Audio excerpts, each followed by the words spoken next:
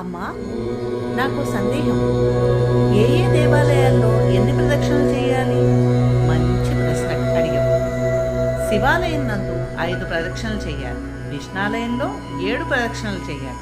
అమ్మవారి ఆలయాల్లో 8 ప్రదక్షిణాలు చేయాలి. నవగ్రహాలకి 9 ప్రదక్షిణాలు చేయాలి. వినాయకుడికి 3 ప్రదక్షిణలు చేయాలి. సుబ్రహ్మణ్య స్వామికి 27 ప్రదక్షిణలు చేయాలి.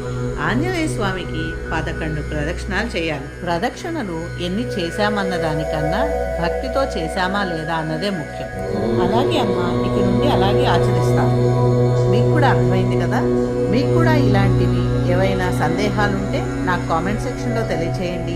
నా పరిజ్ఞానం సహకరించినంత వరకు మీకు తప్పక వాటిని విశదీకరిస్తాను. నా వీడియో కనుక మీకు నచ్చినట్లయితే లైక్ చేయండి, షేర్ చేయండి, సబ్స్క్రైబ్ చేయండి. పక్కనే ఉన్న బెల్ ఐకాన్ క్లిక్ చేయండి. అప్పుడే మీకు నేను పెట్టిన వీడియోలు నోటిఫికేషన్ రూపంలో వస్తాయి. Thank you.